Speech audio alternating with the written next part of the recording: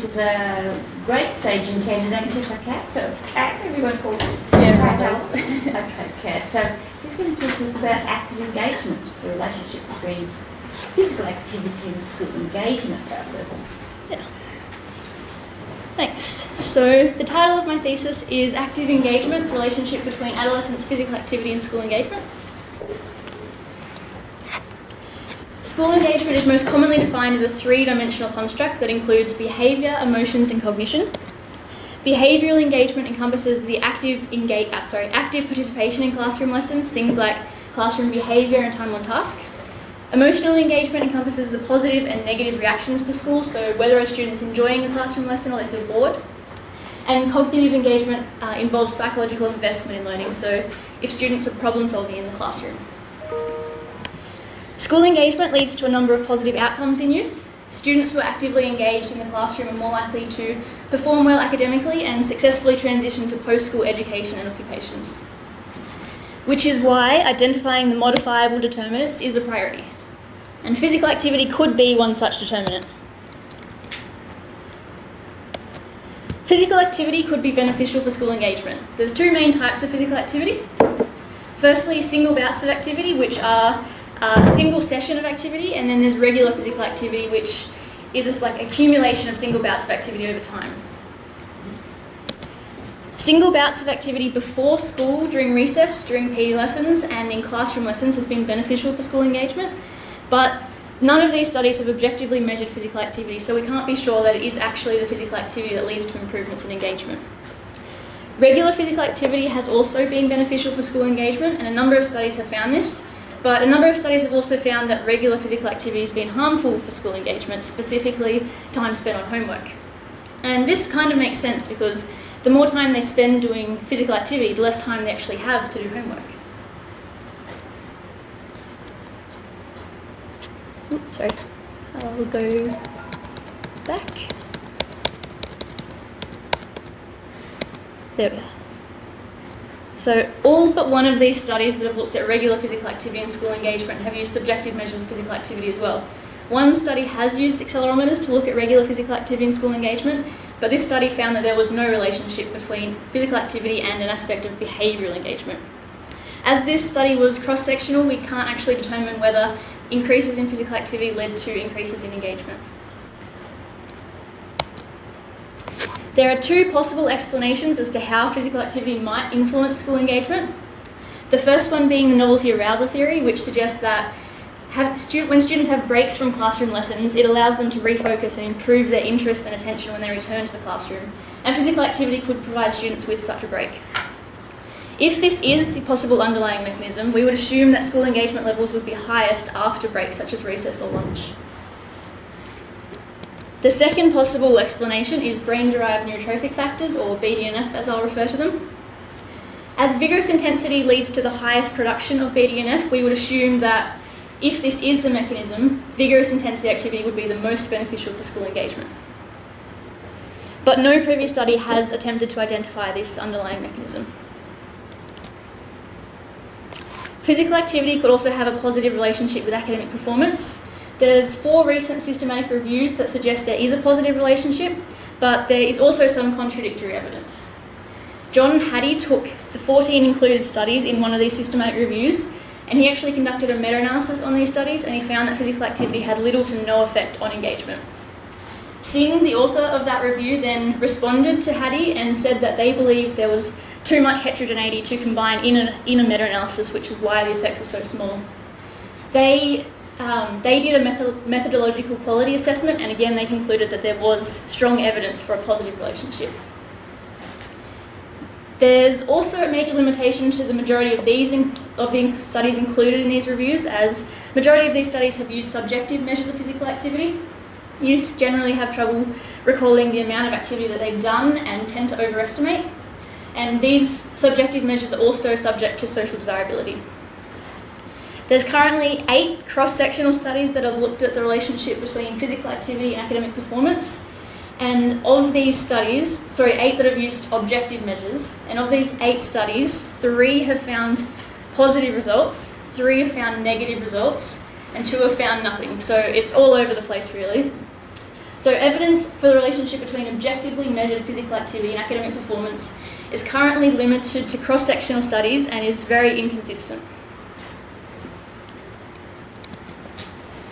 Within the literature, there's currently a number of limitations. Firstly, there's no systematic review or meta-analysis to combine the evidence for the relationship between physical activity and school engagement. No previous study has examined the immediate effect of single bouts of objectively measured physical activity on school engagement. And as no studies used objective measures, they haven't been able to compare how different intensities of activity influence school engagement. No previous study has attempted to identify the possible mechanism underlying the relationship.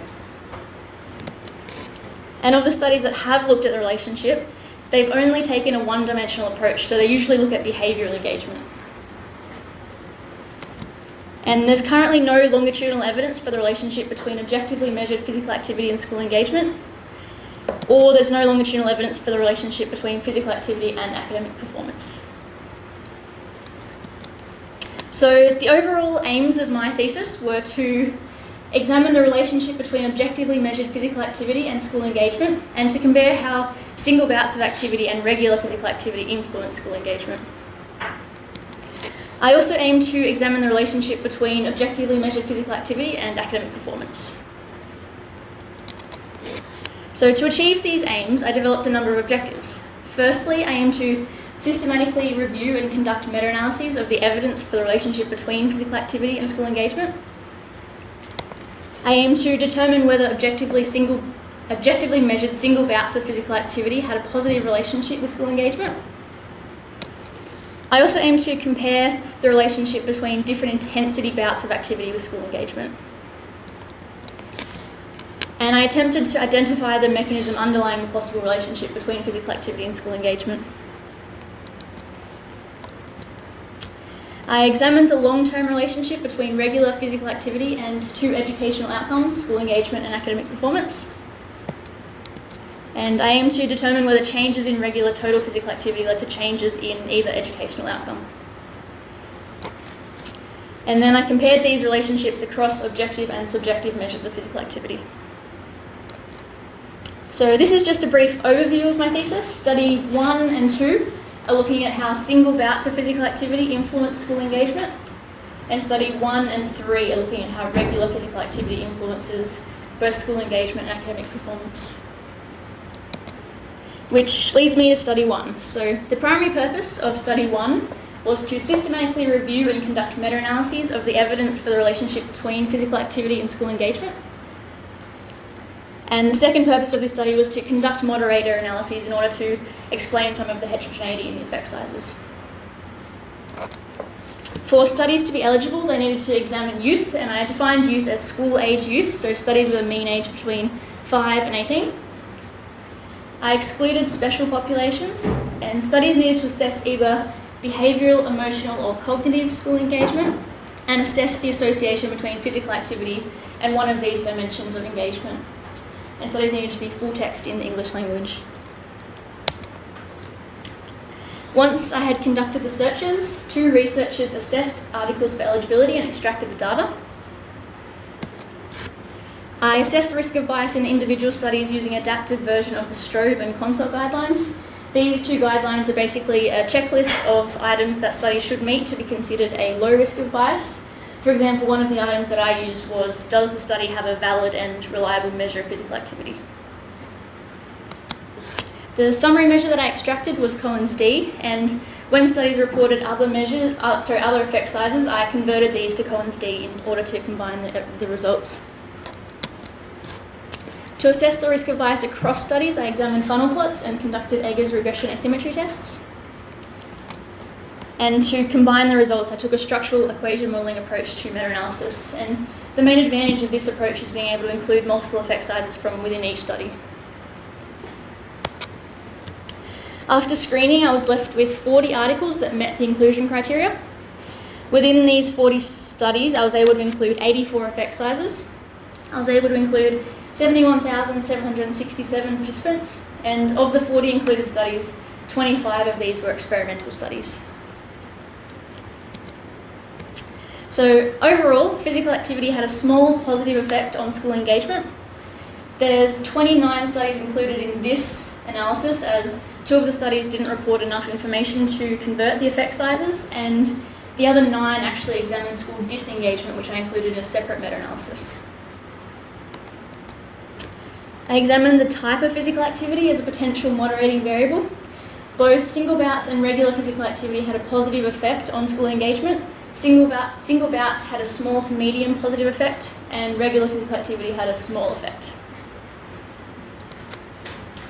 I examined the type of intervention as a possible moderating variable. I found that studies that implemented interventions as classroom lesson physical activity breaks had a medium effect on school engagement, and the other types of interventions actually had no significant effects.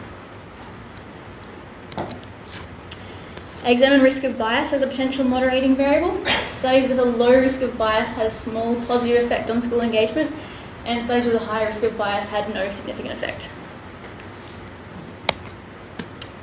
As you can see from the funnel plot, it's fairly symmetrical, which suggests that there's a low risk of bias across studies, and this low risk of bias was confirmed by a non-significant Eggers regression asymmetry test. Which leads me to study 2. So the primary purpose of study 2 was to determine whether objectively measured single bouts of activity had a positive relationship with school engagement. And in this study, I also attempted to identify the possible mechanism underlying the relationship. The data for this study was collected at 3 time points. Firstly, in term 1 of 2014, and again in term 4 2014, and then finally in term 2 of 2015. Participants for this study were 2,194 adolescents from schools in the Western Sydney area with a mean age of 13.4.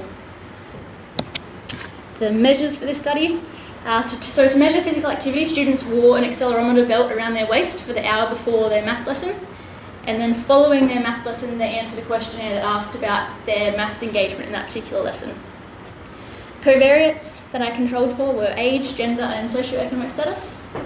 And to analyse the data I collected from this study, I used linear mixed effects models. So the results of study 2 were that moderate intensity physical activity bouts had a positive relationship with cognitive maths engagement.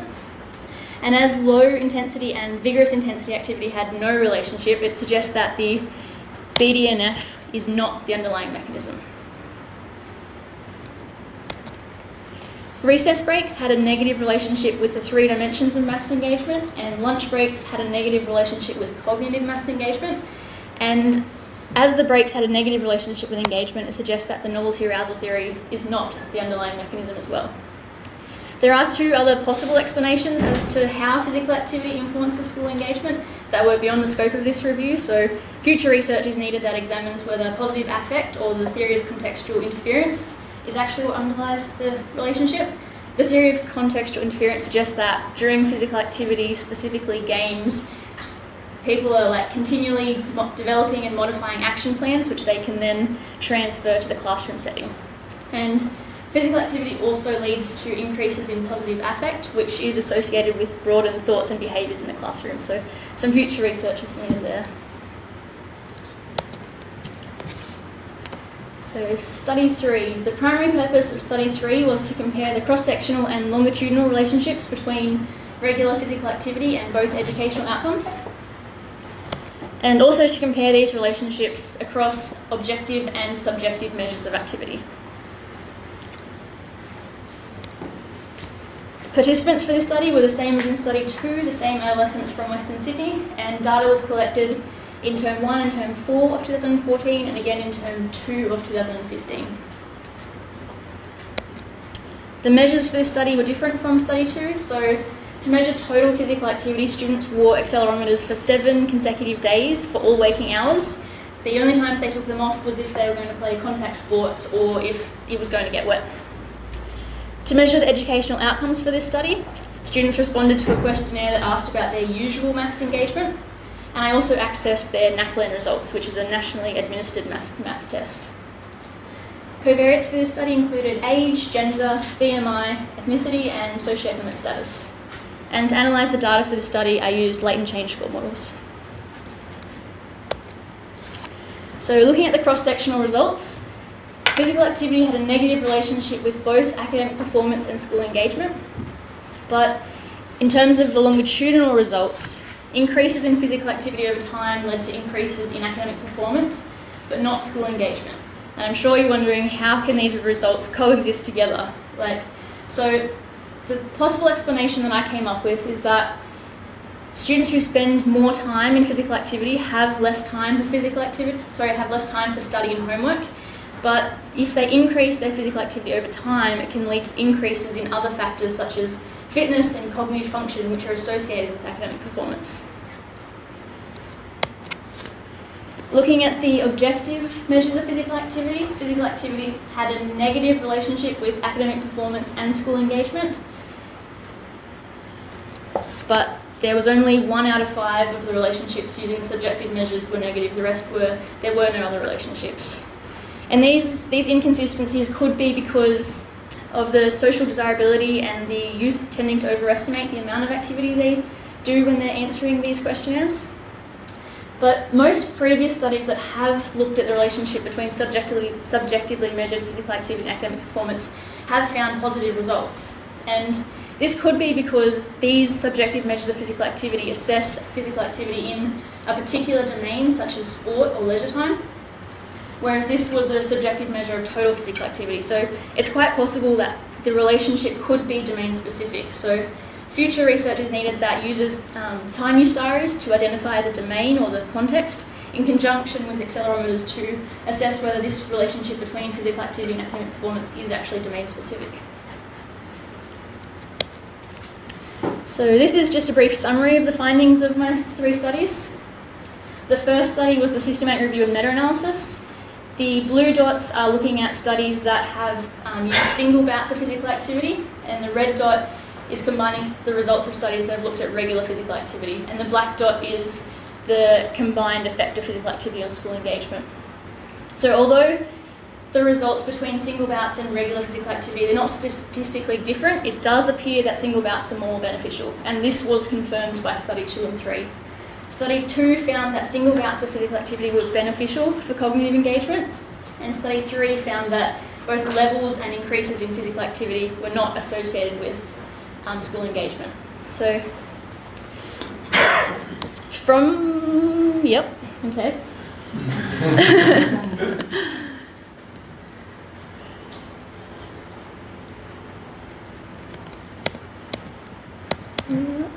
Yeah.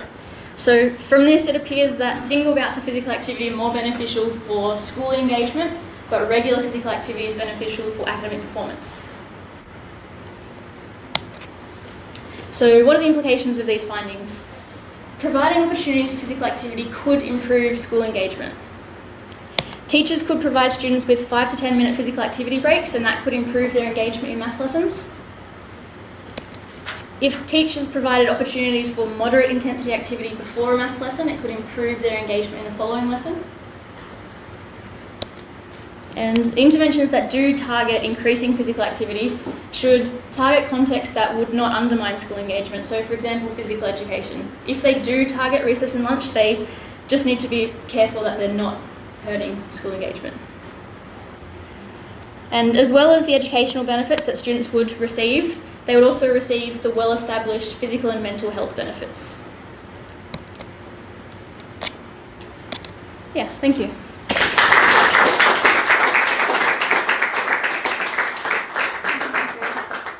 Any questions for Kat? Yeah. Could you show me again the cross-sectional versus longitudinal in your explanation for how they fit together? Yeah, sure. This one? Yeah. Yep, so there is negative cross-sectional associations, but looking at the long-term relationship, there's a positive, so increases in physical activity lead to increases in academic performance. And my explanation for that is that looking at the cross-sectional relationship, students who spend more time in physical activity have less time for homework and academic performance, but if these students are increasing their physical activity over time, they're also improving their fitness and cognitive function, which have been positively associated with academic performance. So the cross-sectional results are negative at both time 1 and time 2? Yep. Okay. Interesting, I haven't seen that parent Yeah, result I know. before. It took me a No while wonder to. you squirmed a little bit. Yeah. I will follow up on that and add a bit more complexity. How do you explain the fact that the cross-sectional association in study 3 are negative, but they are positive in study 2 using the same data? Different data. So the physical activity is different. So study 2 is looking at single bouts of physical activity before a maths lesson. Study 3 is looking at total weekly physical activity, so regular weekly physical activity. Okay. Does that answer your question?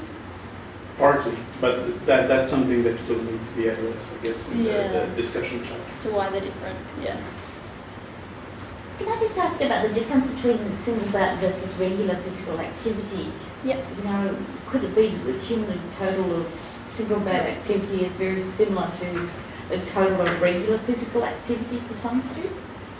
That is possible, yeah. So with the single bouts here, it was just looking at the hour before the maths lesson, and the reason I did that was because most evidence suggests that the short-term benefits of physical activity last up to an hour. So that's why I looked at the hour before maths lesson.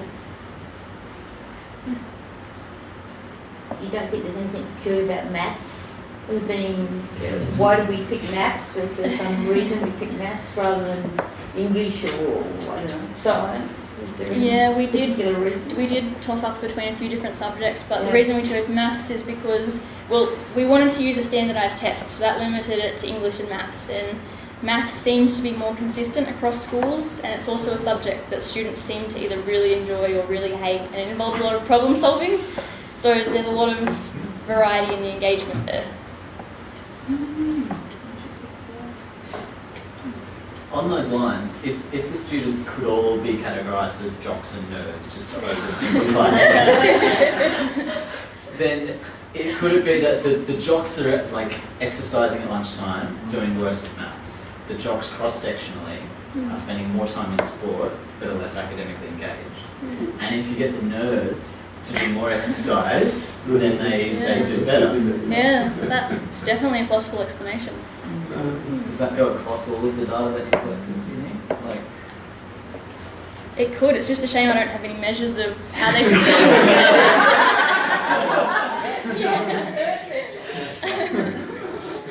Make that measure, Mark. Let's get on to that.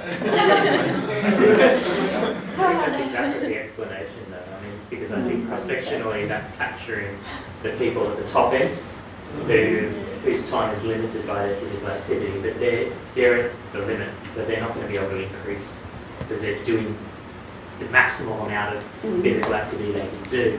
So those latent changeable models are really capturing those who are lower and are increasing over time. So, like you say, physical activity may be good for nerds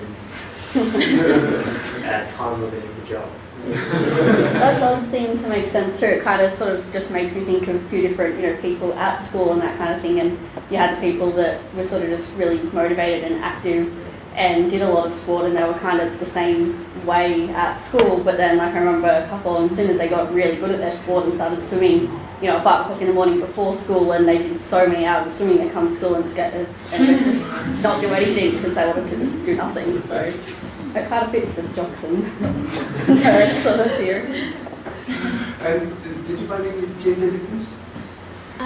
No, I didn't actually look for gender differences in terms of the relationship, but I did find that boys definitely participated in a lot more physical activity than girls, so it would be interesting to see if there are gender differences in the relationships. Yeah, if that explanation works, that might work as well. Some people are having too much exercise, and others that just don't work out. Yeah, that's a good point. Thanks. Some of the earlier work that I did was looking at sport. We looked at a zero-sum sort of model in terms of whether involvement in involvement in sport, not necessarily physical activity, detracted from the amount of time that you spent on schoolwork, and we didn't find any evidence of that relationship, of that the negative relationship between the time. So there wasn't a dipsative sort of notion. And in that study, it was based on American data, And for that, whether it's such as school-based performance, school-based team sport sort of thing, the identification with school increased dramatically as a function of being in sport.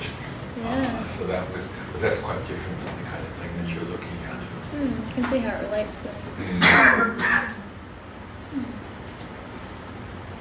What about the measures? Is there anything about the school engagement measure that made you think that there was exceptional error in it or anything funny about that? It was valid and reliable, but being a subjective measure, it's possible that students didn't answer honestly or those kind of issues. Yeah, it would be good to use an observational measure, which I do. Yeah.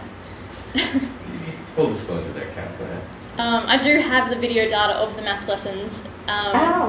I would like to do that at one time when I have more time. Liar, you'd like to pay an RA to do it.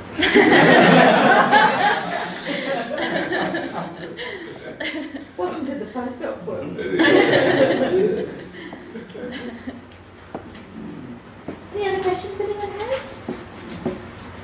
Well, congratulations, Kat. It's a very interesting study. I'm sure it's going to promote a lot of interest from all sorts of areas. Thanks. I think it certainly brings into question a lot of things that everybody thought were true, I suppose, doesn't it? So it's a very interesting piece of work. So thank you very much for your presentation. Thank you.